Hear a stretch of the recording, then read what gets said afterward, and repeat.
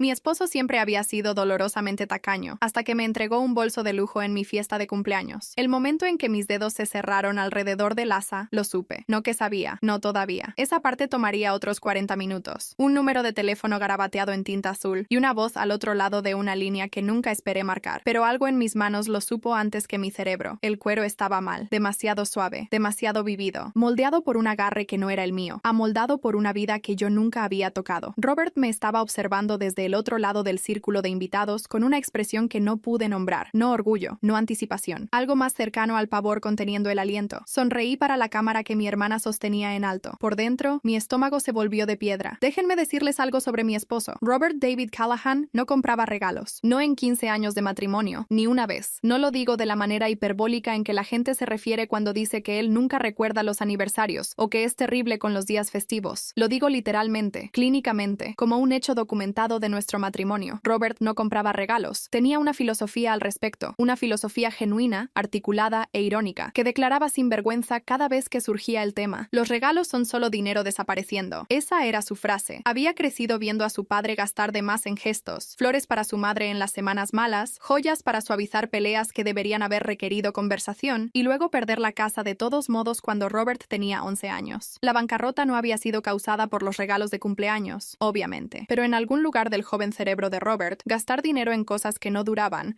se había calcificado como el primer paso hacia la ruina, así que teníamos un sistema. Los cumpleaños se reconocían con una tarjeta física que él realmente firmaba, la cual yo había aceptado desde hacía mucho tiempo como el equivalente emocional de un área de su parte. Las navidades significaban artículos prácticos de una lista que yo proporcionaba en noviembre. Nuestro aniversario cada año implicaba cenar en un restaurante que yo elegía, el cual él pagaba sin quejarse. Esa era la versión del romance de Robert, y yo había aprendido, a lo largo de 15 años, a leerla con fluidez. El hombre no era frío, no era desamorado. Cortaba el césped de su vecina anciana todos los sábados sin que se lo pidieran. Una vez condujo 4 horas en una tormenta de nieve porque mi madre tuvo una mala caída y yo no podía comunicarme con nadie más. Recordaba que me gustaba el café con exactamente una de azúcar y que lloraba con los documentales de naturaleza pero nunca con las películas tristes. Sabía cosas sobre mí que la mayoría de las personas pasan relaciones enteras sin notar. ¿Pero regalos? ¿Gastar dinero en algo que existía solo para decir te amo? Nunca, ni una vez. Por lo cual, cuando Robert entró a mi fiesta de cumpleaños número 42 cargando una caja de color crema con un logotipo dorado que reconocí de la ventana de una boutique en la que nunca había puesto un pie, porque tiendas como esa existían en un registro financiero que yo había descartado como no apto para personas como nosotros, la habitación se quedó en completo silencio. 14 personas se detuvieron a mitad de la conversación. Mi hermana Lila, que había estado sirviendo vino a 3 pies de distancia, dejó la botella sobre el mostrador sin mirarla. Estaba mirando la caja, luego a Robert, luego a mí. Él dijo en voz baja. Esa caja cuesta más que el pago de mi auto. Ella no estaba equivocada. Yo conocía el logotipo. Había visto los bolsos en revistas,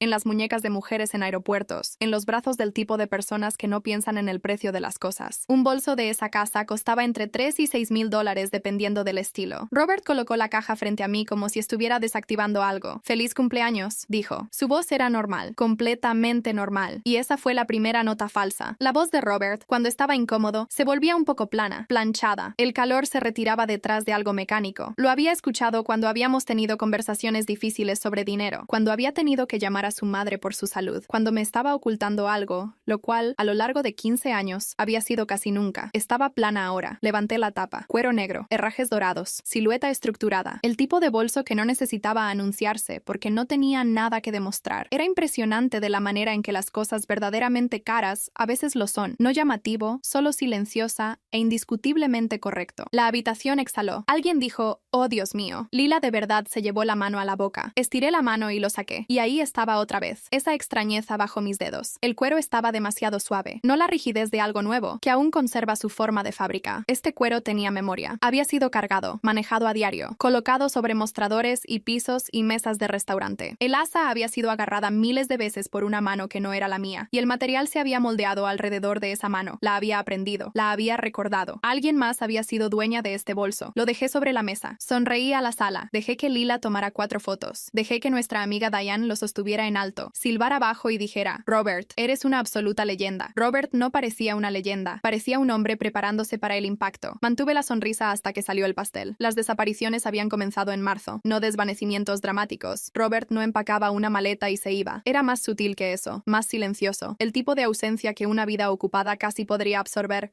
si no estuvieras prestando mucha atención. Comenzó a irse antes de que yo despertara, a las 5:30, a veces antes. Su lado de la cama ya estaba frío cuando mi alarma sonaba a las 6:45. Siempre había sido un madrugador, pero no tanto. No antes del amanecer, no sin explicación. Llegaba a casa tarde, no todas las noches, pero 3 o 4 veces por semana, a las 9, a las demasiado. Una vez, a las 11:15, y cuando le pregunté dónde había estado, dijo mandados con esa voz plana, y lo dejé pasar porque estaba cansada. Y porque no quería ser la esposa que interroga a su esposo a las 11 de la noche. Su ropa olía mal. Eso suena como algo pequeño. No lo era. Después de 15 años de marriage, ¿sabes a qué huele tu esposo después de un día de trabajo? Robert dirigía un pequeño negocio de contratación, remodelaciones residenciales, en su mayoría, así que llegaba a casa oliendo a acerrín, compuesto para paneles de yeso y cualquier almuerzo que hubiera tenido. A veces pintura, a veces el olor químico particular del adhesivo, pero últimamente olía a limpiador industrial, antiséptico, el desinfectante medicinal, ligeramente floral, que hueles en hospitales y centros de cuidado, lo suficientemente fuerte como para atravesar todo lo demás. Lo noté por primera vez en abril, lo dejé de lado, lo noté de nuevo 2 semanas después, y otra vez, y otra vez. Me dije a mí misma que probablemente había aceptado un trabajo comercial que no había mencionado, algún edificio de oficinas, tal vez, una clínica médica. Los contratistas hacían ese tipo de trabajo todo el tiempo. Me dije eso. Había rasguños en sus manos, frescos, no los cortes acumulados de alguien que trabaja con herramientas. Esos los conocía, esos eran específicos y familiares. Estos eran diferentes, finas líneas paralelas en el dorso de sus manos, como si hubiera estado raspando contra algo áspero o luchando con equipo pesado. Cuando le pregunté sobre ellos la segunda vez que los noté, los miró como si estuviera levemente sorprendido de que estuvieran allí. No pasó nada, dijo. Robert era un pésimo mentiroso. Siempre lo había sido, lo cual era parte de por qué había confiado en él durante 15 años. No tenía la arquitectura para el engaño sostenido, la memoria para el detalle, la facilidad con la contradicción. Cuando mentía, podías ver el andamiaje. Vi el andamiaje ahora, pero lo que estaba debajo de él aún no podía verlo. Mi amiga Naomi, que trabajaba en recursos humanos y tenía la mente sospechosa de alguien que había pasado 20 años viendo a la gente ser atrapada, me dijo en mayo durante el almuerzo que el olor, las horas y los rasguños sumaban algo específico. Él, dijo con cuidado. ¿Has considerado? No, dije. Solo digo que el patrón, sé cómo se ve el patrón, dije. Vivo con él. El asunto no es ese. Y lo creía. No porque fuera ingenua, sino porque conocía a Robert. No al Robert de los últimos 3 meses, que estaba distante y extraño y oliendo a desinfectante. Al Robert que me había tomado la mano a través de 2 abortos espontáneos, sin hacer que se tratara de él ni una sola vez. Al Robert que había conducido 4 horas en una tormenta de nieve. Al Robert que sabía exactamente cuántas azúcares tomaba en mi café. Ese Robert no era capaz de una traición. Pero la brecha entre el Robert que conocía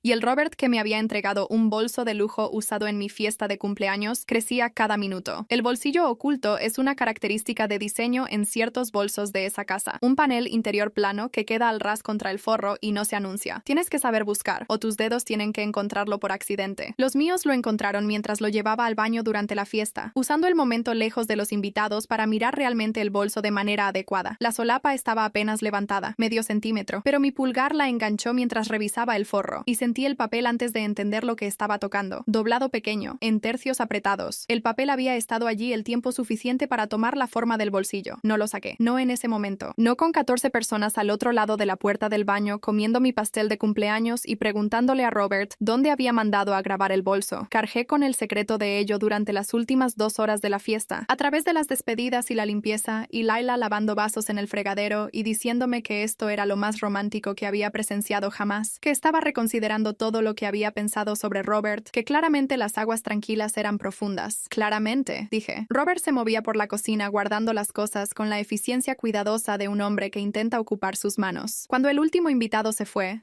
dejé el bolso sobre el mostrador. Encontré algo, dije. Él se dio la vuelta. Alcancé el bolsillo oculto y saqué el papel doblado. Lo coloqué sobre el mostrador entre nosotros. Él no se movió hacia él. No se movió en absoluto. Lo desdoblé. Sin nombre, sin mensaje. Solo un número de teléfono, escrito con cuidadosa tinta azul. Un código de área local. La caligrafía era precisa. sin prisas. El tipo de grafía que pertenecía a alguien que había aprendido caligrafía como una cuestión de disciplina. Miré hacia arriba. Robert se había puesto blanco. ¿De dónde sacaste eso?, pregunté. Mi voz salió más firme de lo que esperaba. La firmeza me sorprendió.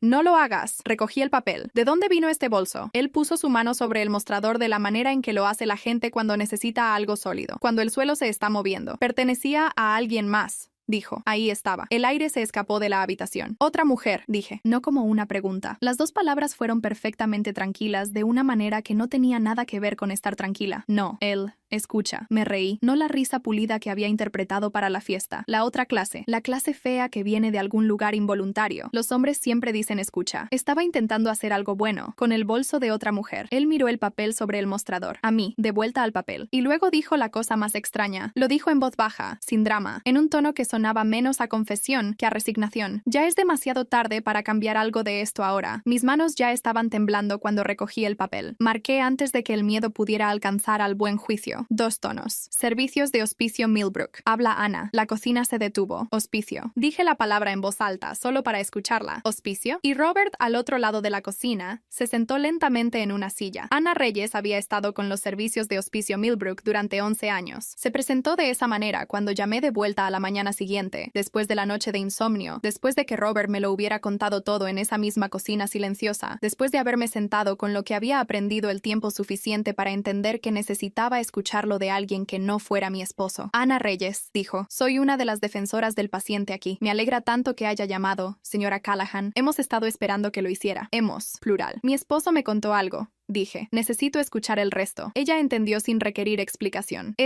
Aprendería yo, era el don particular de Ana, la capacidad de mantener el espacio para exactamente tanto o tan poco como una persona necesitara decir. Robert había comenzado como voluntario en Millbrook en febrero. No me lo había dicho porque, y esto era tan precisa y específicamente Robert, que casi me hizo reír, no había estado seguro de si iba a mantenerlo. No le gustaba comprometerse con cosas que no estuviera seguro de poder cumplir. Había planeado intentarlo durante un mes, decidir si era bueno en ello, y luego decírmelo. El mes se convirtió en 3 meses. Conducía a los pacientes hacia y desde sus citas médicas en su camioneta, la que yo había asumido que lo llevaba a los sitios de trabajo antes del amanecer. Limpiaba habitaciones, movía equipo, se sentaba con pacientes que no tenían a nadie más que se sentara con ellos en las largas horas institucionales, entre los horarios de visita que nunca se llenaban. No era especialmente blando al respecto, aparentemente. No tenía la calidez natural de cabecera que aportaban algunos voluntarios. Lo que tenía, me dijo Ana, era confiabilidad. Se presentaba exactamente cuando decía que lo haría. Hacía lo que se le pedía sin quejarse. No trataba a los pacientes como si ya se hubieran ido. Eso importa más de lo que crees, dijo Ana. No tenía la calidez natural de cabecera que aportaban algunos voluntarios. Lo que tenía, me dijo Ana, era confiabilidad. Se presentaba exactamente cuando decía que lo haría. Hacía lo que se le pedía sin quejarse. No trataba a los pacientes como si ya se hubieran ido. Eso importa más de lo que crees, dijo Ana. Margaret Elaine Hooper había tenido 74 años. Era una bibliotecaria de secundaria jubilada y viuda desde hacía 6 años, cuando se convirtió en la habitual de Robert. Él la llevaba a diálisis 3 mañanas por semana a partir de marzo. Los viajes eran de 40 minutos de ida y vuelta. Ellos hablaban. Ella me dijo que él era el mejor conversador que había conocido en años, dijo Ana, lo cual viniendo de Margaret era extraordinario, porque tenía estándares muy altos. Margaret no tenía hijos. Su esposo,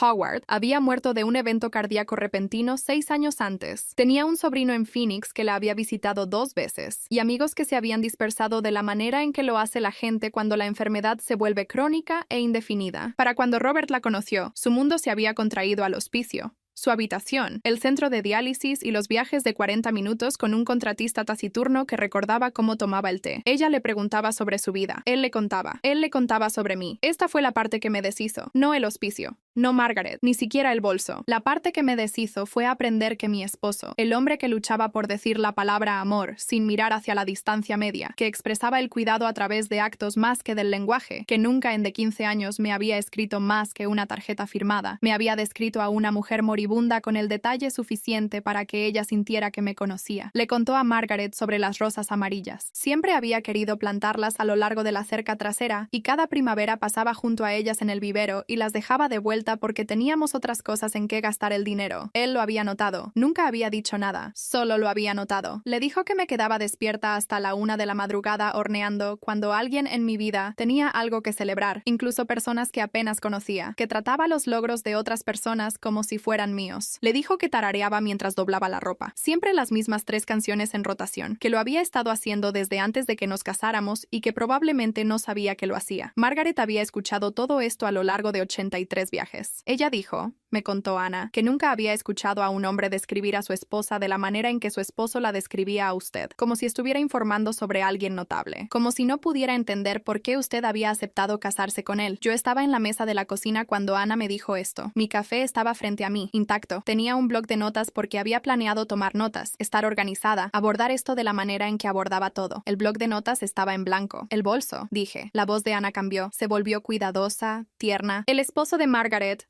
Howard, le había regalado el bolso en su 40º aniversario. Ella había protestado por el precio. Él había sonreído y le había dicho que algunas cosas valían más de lo que costaban. Ella lo había cargado durante 6 años después de que él murió. Era, le había dicho a Ana, la última cosa extravagante que él había hecho por ella, y lo guardaba porque todavía se sentía como él. Cuando supo que se le estaba acabando el tiempo, la clase clínica y sin ambigüedades de quedarse sin tiempo, pensó a dónde debería ir. No tenía hija, ninguna sobrina, nadie que entendiera lo que conllevaba el objeto, pero sabía de mí. Ella dijo que quería que perteneciera a alguien que lo hiciera, dijo Ana. Entender lo que significaba, que no era la cosa en sí, que era lo que le costó a alguien darlo. Margaret había escrito una carta. La había escrito a mano, en su papelería buena, la semana antes de morir. Le había pedido a Ana que se asegurara de que llegara a mí. Ella misma había metido el número del hospicio en el bolsillo oculto. Había sido dueña del bolso el tiempo suficiente para saber exactamente dónde ponerlo. Ella quería que lo encontraras tú misma, dijo Ana, no que te lo entregaran. Ella pensó que eso importaba. Conduje a Millbrook el martes siguiente. Quiero ser clara sobre lo que esperaba. Algo pequeño. Una instalación de cuidado con pasillos fluorescentes y el duelo institucional particular de los lugares donde la gente va a terminar. Había estado en un hospital que tenía una sala de hospicio. Hace años, cuando el padre de un colega estaba muriendo. Recordaba el sonido de ello, o más bien la ausencia estratégica de sonido, el silencio cuidadoso que no es paz,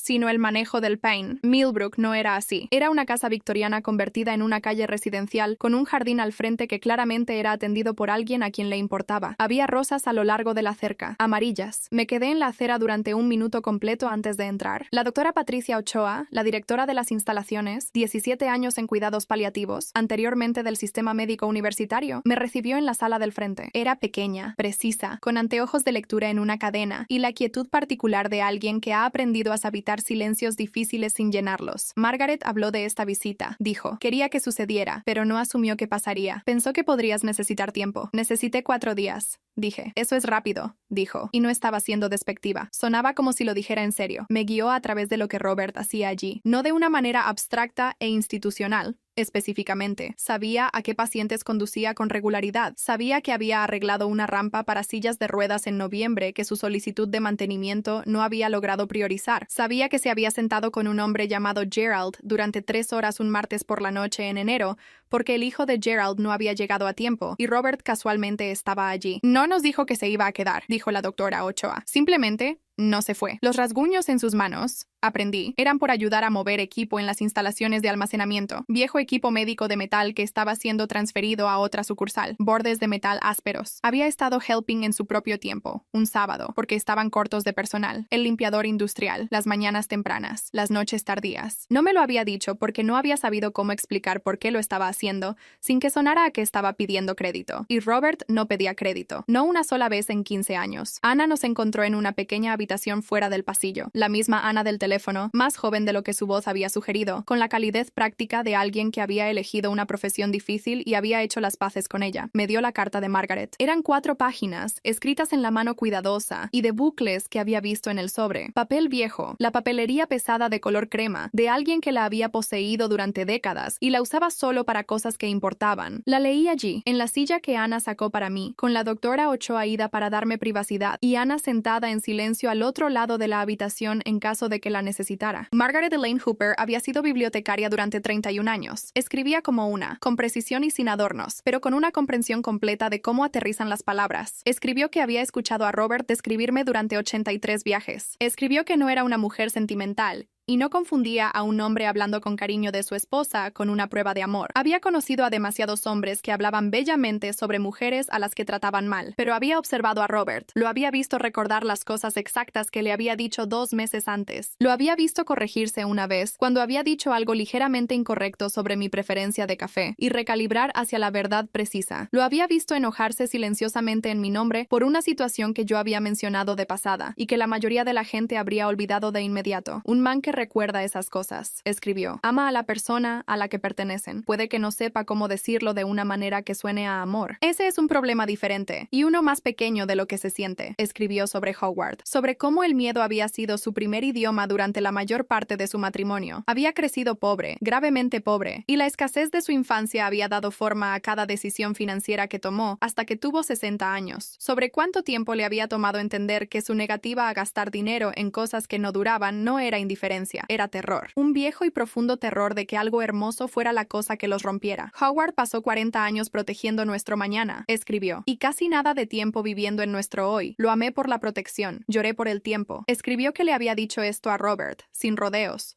a lo largo de varios viajes, que le había dicho que el bolso era su tarea, que no era suficiente sentir amor si la persona a la que amabas no podía encontrar la evidencia de ello. No sé si entenderá esto a tiempo, escribió, solo sé que lo está intentando, y el intentar, a su edad y con su historia, no es nada. La carta terminaba con una sola línea, dirigida a Robert, escrita en tinta ligeramente más pesada, como si hubiera presionado más fuerte, como si hubiera querido que durara. Cómprale flores a tu esposa. Sí, se van a morir. Eso es exactamente por lo que vale la pena darlas. La leí 3 veces. Luego la doblé de nuevo en sus tercios y la puse en el bolso. Conduje a casa en la clase de silencio que no está vacío, que tiene peso, que se sienta en el asiento del pasajero junto a ti y no pide nada. Robert estaba en la cocina cuando llegué a casa. Había cocinado, realmente cocinado. No las cosas simples de la semana que hacía cuando yo estaba cansada, sino algo que tomaba tiempo. La cocina olía a ajo y romero, y al calor particular de un horno que había estado encendido durante horas. Se dio la vuelta cuando entré. Parecía que había estado parado allí ensayando algo. Fuera lo que fuera, no lo dijo. Dejé el bolso sobre el mostrador entre nosotros. La leí, dije. Él asintió. Te conocía bastante bien, dije. Así es, dijo. Mejor de lo que esperaba. Le contaste mucho. No me di cuenta de cuánto hasta que se detuvo. Era fácil hablar con ella. No me hacía sentir que se suponía que ya debía saber cómo decir las cosas. Lo miró durante un largo momento. Robert Callahan, parado en nuestra cocina, de 51 años, con la misma ropa que había llevado al hospicio 2 veces esta semana ya. El hombre que conducía a extraños a diálisis a las 5 de la mañana y arreglaba rampas los sábados y se sentaba con hombres moribundos que nunca había conocido hasta que llegaban sus hijos. El hombre que había recordado las rosas amarillas. Dejó instrucciones, dije. Lo sé. ¿La leíste? Me leyó el final, la última línea. Me hizo escribirla. Saqué la carta del bolso y la abrí en la última página. Leí la línea en voz alta sin decidirlo. Cómprale flores a tu esposa. Sí. Se van a morir. Eso es exactamente por lo que vale la pena darlas. La cocina se quedó en silencio de la manera específica en que lo hacen las cocinas cuando se acaba de decir algo real en ellas. Miré hacia arriba. Robert ya estaba llorando. No dramáticamente. Robert no hacía nada dramáticamente, solo de la manera silenciosa. La manera que ocurre cuando algo que has estado sosteniendo durante demasiado tiempo finalmente se deja caer. Y luego vi lo que estaba detrás de él, en el mostrador, medio oculto detrás del frutero, en el lugar donde se ponían las cosas, cuando esperaban el momento adecuado. Un pequeño sobre blanco, mi nombre en el frente, no la letra de Margaret, la de Robert. No lo abrí esa noche. No estoy segura de poder explicar por qué. Lo miré durante un largo momento y luego decidí, sin palabras, que podía esperar. Que lo que sea que estuviera dentro ya había sido dado, en cierto sentido. Que el acto de escribirlo era la cosa, no la lectura del mismo. Que teníamos tiempo. Eso era nuevo. Ese sentido de tener tiempo. Comimos la cena que él había hecho. Hablamos, lentamente, vacilante, de la manera en que hablas cuando estás aprendiendo un nuevo idioma en tiempo real. Me contó más sobre Margaret, sobre Gerald, sobre el hombre que había sido músico de jazz en Nueva Orleans en la década de 1970 y que todavía tarareaba para sí mismo en las tardes cuando el sol entraba por la ventana en un ángulo determinado, sobre lo que se sentía hacer algo con sus manos que no tenía nada que ver con el dinero. Le conté sobre las rosas amarillas a lo largo de la cerca delantera de Millbrook, la forma en que me había detenido en la acera. Él asintió lentamente, como si no estuviera sorprendido. Sé que las has querido querido, dijo. Sé que lo sabes. Dije. Esa es la cosa, Robert. Esa es la cosa entera. Se miró las manos. Los rasguños estaban sanando. Las líneas frescas desvaneciéndose en el mapa general de una vida pasada trabajando. Voy a intentar ser mejor en eso, dijo. No como una promesa, más como una declaración de intenciones. De la clase que haces cuando sabes que fallarás a veces y estás haciendo las paces con eso por adelantado. Lo sé, dije. Esa noche, antes de irme a la cama, llevé el sobre arriba sin abrirlo. Lo dejé en la mesita de noche de mi lado. En la mañana, lo abrí. Dentro había un recibo. El recibo de un vivero de plantas, fechado 3 días antes de mi cumpleaños. 5 rosales trepadores, amarillos, para la cerca trasera. Y debajo, una sola tarjeta de índice en la letra de Robert. Están en el garaje. No sabía cómo decirte de dónde venían sin contarte todo. Las plantaré cuando estés lista. Me senté en el borde de la cama durante mucho tiempo. Luego bajé, serví 2 cafés sin contarte todo. Las plantaré cuando estés lista. Me senté en el borde de la cama durante mucho tiempo. Luego bajé, serví 2 cafés, uno con azúcar en el mío,